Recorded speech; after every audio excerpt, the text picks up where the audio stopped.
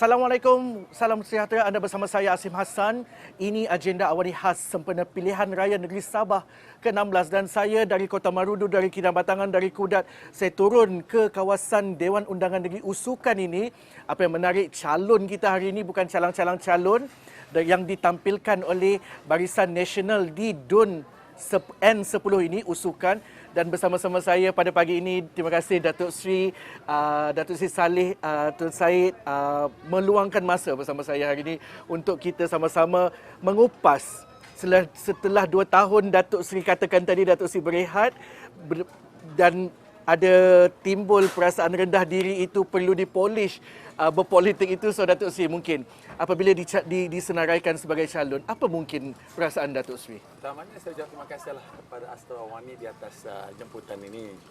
Dan sudah tentulah saya tidak menjangka bahawa saya akan dipertandingkan pada pilihan umum kali ini. Sebenarnya saya katakan bahawa setelah 2 tahun yang lalu di mana kita telah kalah, Pakatan Harapan mengambil alih, saya pun telah mengambil keputusan untuk tidak aktif dalam politik. Tetapi apabila perkembangan politik baru berlaku di Malaysia, dan saya telah mengambil keputusan untuk aktif semula dan untuk membantu UMNO dan Barisan Nasional. Dan dalam pilihan umum negeri ini pula, parti telah meminta saya untuk bertanding. Dan sudah tentulah kita sebagai seorang pemimpin politik, jika kita diminta oleh parti untuk berbuat demikian, kita harus terima dengan penuh tanggungjawab. Dan langkah pertama saya ialah untuk menentukan agar para pemimpin BN dan juga Perikatan Nasional di Usukan ini ada muafakatnya. Karena kita tidak boleh menang kalau kita bertanding secara individu, tapi kita kena bertanding sebagai sebuah gabungan parti politik. Di Usukan ini, Datuk bukan lagi seseorang pemimpin yang asing untuk penduduk dan juga pengundi di Usukan. Memang ada sejarah Datuk di sini sebagai Dewan Undangan Negeri, adun di Usukan ini, dan juga hingga Datuk juga menteri di peringkat persekutuan dan juga sebelum itu jadi speaker di Dewan Undangan Negeri Sabah itu sendiri. So Datuk mungkin melihat kepada senario politik semasa dan landscape politik yang berbeza, bagaimana Datuk boleh mendekati rakyat itu, Datuk, dengan mengambil kira COVID itu sendiri, dan bagaimana Datuk mahu memastikan kedatangan Datuk kembali ke Usukan ini bukan untuk sia-sia, bukan mahu meminggirkan suara sesiapa, akan bersama-sama rakyat membangunkan Sabah, membangunkan Usukan. Kawasan Usukan ini bukan asing pada saya. Saya pernah menjadi pegawai daerah Kota Belud dan saya juga pernah menjadi adun 2 penggal di kawasan Usukan ini. Dan saya memahami sangat keadaan di kawasan ini. Dan sudah tentulah, dulu semasa saya menjadi Ketua Menteri Sabah, usia saya masih muda pada ketika itu, iaitu 37 tahun. So, saya memahami keadaan anak-anak muda ini. Dan sudah tentulah keadaan sekarang ini ada perubahan landscape pengundi di kawasan ini, ramai anak-anak muda. Dan saya faham apa kehendak mereka. Dan saya ingin menjadi seorang wakil rakyat yang bukan sekadar syok sendiri, ya. Kita menjadi wakil rakyat yang selari dengan kehendak pengundi dan juga anak-anak muda. Dan saya tengok rumusannya, anak-anak muda ini mahukan satu keterbukaan. Mereka ingin mendampingi wakil rakyat mereka. Mereka ingin memastikan agar pembangunan itu maksudnya ialah mencipta peluang pekerjaan dan juga mencipta peluang ekonomi. Kerana mereka ingin berdiri di atas kaki sendiri. Betul. Dia tidak lagi seperti dahulu, ya, di mana kita terlalu bergantung kepada kerjaan. Rakyat sekarang mahukan kerjaan, menentukan agar ia bersikap terbuka, menjalankan usaha-usaha untuk memberi peluang kepada mereka untuk memajukan diri mereka. Dulu kita kata bagi pancing, jangan bagi ikan. Tetapi pada saya sekarang lebih dari itu. Kita bukan saja bagi pancing, kita kena bagi GPS, fish line, dan di mana ikan tersebut. Betul. Dan dalam dunia sekarang ini, ikan itu adalah dalam dunia internet, online business. Jadi itu antara perancangan kita ialah untuk menentukan prasarana internet di Kota Belud ini dapat ditingkatkan. Dulu semasa saya Menteri Komunikasi Malaysia, ya, kita telah sediakan lebih 100 juta peruntukan untuk northern part of Sabah, iaitu Kudat, Marudu dan Kota Belud, agar meningkatkan prasarana infrastruktur internet di kawasan ini. Kerana internet ini bukan saja dinikmati orang mereka yang tinggal di bandar, tetapi juga di luar bandar mesti menerima kemudahan ini. Dan saya akan memberi perhatian aspek ini, selain daripada tanggungjawab untuk kita menentukan prasarana yang lain seperti jalan raya, bekalan elektrik, kesihatan, pendidikan, diteruskan dan ditingkatkan lagi. Datuk, bila melihat kepada Datuk kata meningkatkan jaringan internet itu dan Datuk berpengalaman sebagai Menteri Komunikasi pada waktu itu di peringkat persekutuan, mungkin memang ada Datuk menyatakan 100 juta kalau tidak silap saya tadi, 100 juta. Tetapi perkara itu perlu dijalankan secara berperingkat-peringkat. Bila kerajaan itu berubah, maknanya projek itu kemungkinan tidak diteruskan, memberi kesan juga kepada projek yang dijalankan pada peringkat bayi, iaitu 100 juta itu sendiri. Bagi pandangan Datuk, macam mana perkara itu, Datuk? Itulah sebabnya saya berpendapat bahawa kita kena ada kesinambungan dalam proses kita untuk membawa pembangunan. Perancangan dahulu itu memang telah lengkap ya untuk menentukan kemudahan itu dapat kita peroleh. Tetapi apabila kita gagal, dia tidak diteruskan. Sepatutnya ia harus diteruskan. Karena projek itu bukannya untuk kepentingan parti politik, bukannya untuk kepentingan saya selaku pemimpin pada ketiga itu, tetapi kepentingan untuk rakyat keseluruhannya. Tetapi malangnya mereka memikir berbeza ya. Macam juga saya kata di Timang Dayang ini. Kerajaan telah meluluskan, membina masjid baru di kawasan Timang Dayang ini. Tetapi apabila perubahan kerjaan, dia tidak diteruskan. Jadi kita tidak boleh demikian. Kita di Sabah ini terikat dengan politik pembangunan ya. Itulah saya katakan tadi, walaupun kita mempertahankan hak Sabah. Karena hak Sabah ini bukannya milik mana-mana parti politik. Betul. Hak Sabah ini adalah milik rakyat Sabah. Tetapi ia bukannya dapat disegerakan pelaksanaannya. Ia harus satu proses perundingan ya. Tetapi pembangunan itu harus diteruskan. Tidak boleh terkandas hanya kerana perbezaan kepercayaan politik.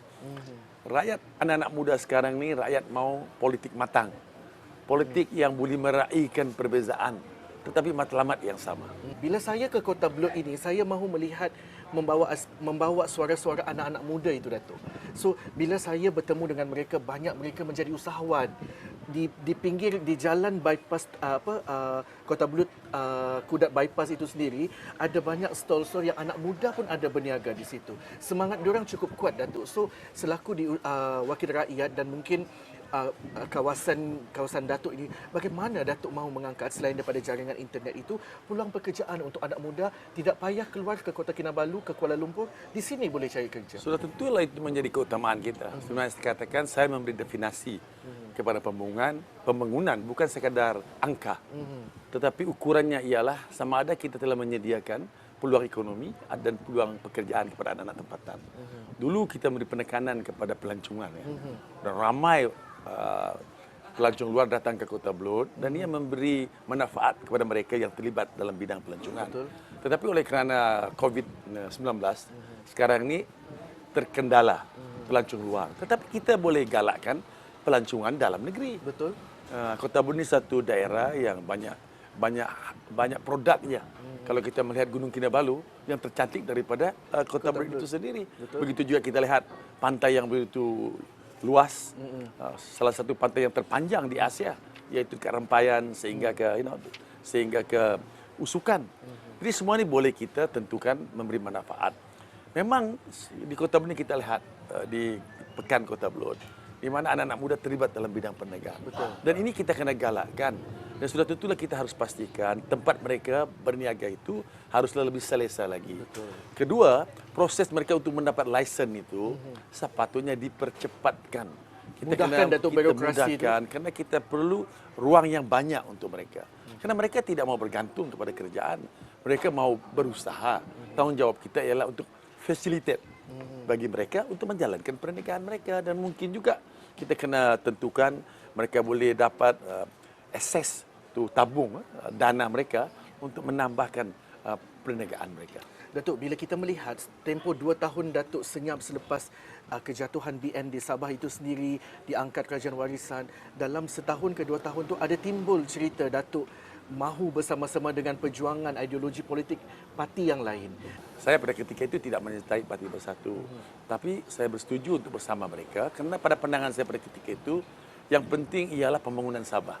Dan saya mahu kesinambungan pembangunan Sabah itu. Dan pada ketika itu kerjaan pusat dan kerjaan negeri adalah kerjaan yang sama. Dan jika saya keluar daripada UMNO pada ketika itu, saya memikirkan bahawa proses pembangunan itu berterusan. Tetapi apa yang berlaku pula ialah apabila keadaan politik berbeza. Tiba-tiba parti memerintah di negeri Sabah telah menjadi parti pembangkang. Datuk, ingin saya juga tanyakan mengenai tindakan you, orang-orang mengatakan you mahu bersama-sama dengan Datuk Seri Anwar pada waktu itu, Datuk. Memang pada ketika itu setelah kita saya tidak menyertai Parti Bersatu ya. Dan ketika itu saya melihat bagaimanakah saya boleh membantu kerajaan. So tentulah saya perlu memilih mana wadahnya. Betul. Dan pada ketika itu saya memikirkan PKR adalah wadah yang terbaik kerana dia mengamalkan politik berbilang kaum selari dengan pegangan saya. Dan dalam konteks itu PKR itu adalah sebahagian daripada kerajaan pada ketika itu. Tetapi perkembangan politik itu telah berubah. Di mana tiba-tiba mereka pula menjadi parti pembangkang, kekecohan berlaku dalam parti tersebut, perebutan kuasa. Dan saya sudah tentulah kena kaji balik keputusan saya. Itulah sebabnya saya telah berunding dengan para penyokong saya di kawasan Kota Borneo khususnya, melihat semula. Dan setelah saya lihat semula, sudah tentulah apa yang saya lakukan pada mulanya, keluar daripada UMNO itu adalah satu keilafan. Kerana saya hanya melihat daripada aspek kesinambungan pembangunan semata-mata. Tapi saya tidak melihat daripada konsep parti politiknya. Dan saya sedar sekarang bahawa kita tidak ada pilihan. Kalau kita ingin mahu negara ini aman, damai, tumpu kepada pembangunan, maka UMNO dan BN itu adalah satu parti yang senantiasa relevan. Dan kita harus tentukan kita membantu kekuatan parti itu. Dan saya katakan terbuka, memang DNA-nya saya pun adalah UMNO dan BN. Jadi saya tidak ada ragu-ragu untuk bersama, dan pada saya kalau kita tersilap, kita harus balik ke pangkal jalan. Hak Sabah itu bukan ditentukan oleh parti politik itu sendiri. Sebaliknya, hak Sabah itu ditentukan oleh rakyat Sabah itu sendiri. So mungkin boleh, Datuk. Saya berpendapat kalau kita berbicara soal hak Sabah, ia tidak sepatutnya menjadi milik mana-mana parti politik. Ia adalah milik orang Sabah. Dan sepatutnya kita membuat satu, saya dulu pernah semasa Ketua Menteri Sabah, telah menganjurkan agar kita membentuk satu jawatan kuasa yang terdiri daripada semua parti politik. Tanpa apa fahaman politiknya, kita tidak kisah. Kerajaan atau pembangkang untuk membincang perkara tersebut. Kerana pada ketika itu, Perdana Menteri Datuk Seri Najib telah mengatakan, mana-mana hak Sabah yang telah terambil harus dikembalikan. Jadi kita tidak boleh politikan isu ini, tetapi ia satu proses perundingan ya. Dia bukan sekaligus boleh selesai. Betul. Karena kita kena melihat dari beberapa aspek. Apabila kita berbicara soal hak, hak itu bukan dilihat daripada satu sudut saja. Apabila kita merdeka dahulu, Sabah ada haknya, Betul. Sarawak ada haknya Betul. ketika itu, Singapura ada haknya, Betul. Malaya pun ada haknya. Betul. Dan kita telah bersetuju membuat satu gabungan, federation membentuk sebuah negara. So hak itu kena dilihat secara keseluruhan. Kita tidak boleh melihat hak itu dalam konteks kita dari Sabah saja. Kita kena lihat hak itu daripada konteks negara kita Malaysia. Keseluruhan, Datuk. Dan itu satu proses ya. Kita tidak boleh menanam semangat kebencian pada orang Sabah. Seolah-olah semua salah itu adalah kerjaan persekutuan. Sebenarnya hak utama yang ada pada kita masih kekal. Satu, immigration. Tidak pernah ditarik balik kuasa immigration. Dua, tanah. Betul. Tanah adalah hak kita. Kerajaan negeri. Ketiga, local government, kerjaan tempat. Betul. Hak kita. Hal-hal lain itu adalah dalam perundingan. Kalau kita rasakan bahwa perlu disegerakan perkara-perkara yang berbentuk pentadbiran, harus disegerakan. Tetapi kalau melibatkan undang-undang, melibatkan perlembagaan, ia harus dilihat dalam konteks yang berbeza. Dan sudah tentu perundingan itu tidak ada masalahnya. Parti politik adalah wadah. Sama ada parti itu adalah parti tempatan ataupun parti kebangsaan, itu bukan soal pokoknya. Soal pokoknya ialah perjuangan kita. Perjuangan kita untuk menuntut politik pembangunan itu diperhebatkan lagi tanpa pula kita meninggalkan hak-hak kita sebagai rakyat Sabah. Dan saya yakin sungguh kerajaan persekutuan menghormati hak-hak yang ada pada kita. Dan mereka juga telah berjanji yang mana terambil akan dikembalikan. Sementara kita menunggu perundingan, kita teruskan agenda kita untuk membangun negara, negeri dan kawasan kita.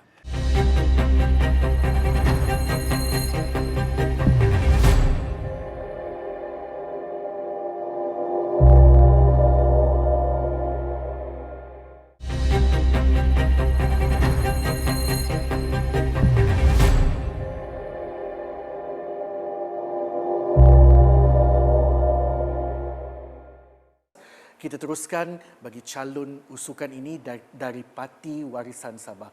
Bersama saya hari ini adalah calon Parti Warisan Sabah, Warisan Cikgu Abdul Bakrin Yusof. Okey, Assalamualaikum. Waalaikumsalam. Okey, Cik Bakrin, mungkin kita boleh tanyakan sedikit. Mungkin pilihan raya kali ini adalah pilihan raya yang berbeza. Warisan telah memerintah kurang daripada 3 tahun, 26 bulan. Ya. So, menjadi calon itu adalah satu tanggungjawab yang besar. So, apabila nama itu diumumkan pada 10 hari bulan September yang lalu oleh Presiden Parti Warisan itu sendiri, apa mungkin perasaan pada mulanya? Keputusan Datuk Seri Presiden mengambil saya untuk menjadi calon Parti Warisan di N10 Usukan ini mungkin kerana disebabkan oleh prestasi saya pada PRU 14 apabila saya bertanding dengan calon BN waktu itu Datuk Japlin Okin, saya hanya tewas dalam kiraan 1,225 undi saja. Jadi mungkin itu antara faktor yang menyebabkan Datuk Seri Presiden bersama dengan jawatankuasanya memilih saya untuk bertanding bagi kali kedua. Okey, menang tipis di DUN Usukan pada PRU ke-14 itu tidak pernah mematahkan semangat cikgu sendirilah untuk terus berkhidmat bersama rakyat, mendekati rakyat. Maknanya dalam tempoh kerajaan warisan itu memerintah, cikgu pun di sini tidak menang, tidak mewakili usukan yang pada ketika itu N8.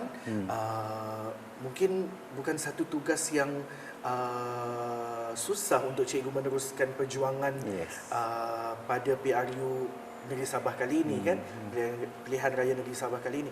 So mungkin bila kita 2 tahun sudah walaupun kalah, kita mendekati juga rakyat. Apa mungkin suara-suara kedengaran suara-suara rakyat, apa yang mungkin cikgu boleh kongsikan dengan kita?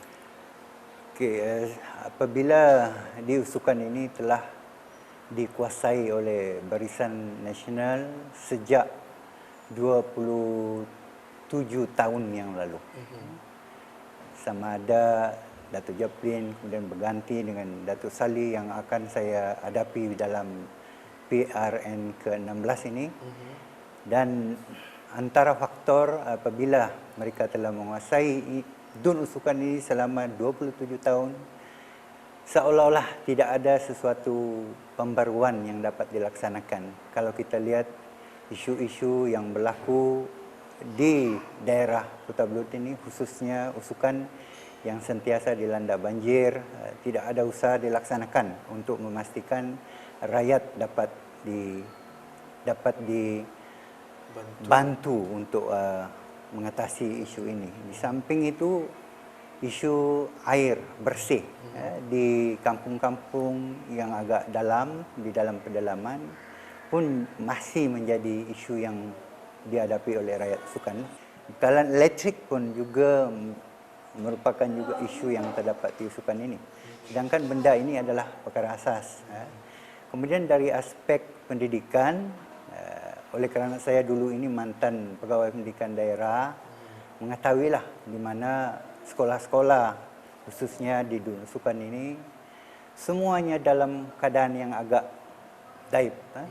Tidak ada bangunan yang dibina daripada konkrit, tapi semuanya dibina menggunakan kayu papan, yang menyebabkan keadaan keselesaan untuk pembelajaran anak-anak kita di usukan ini agak tidak berapa selesa.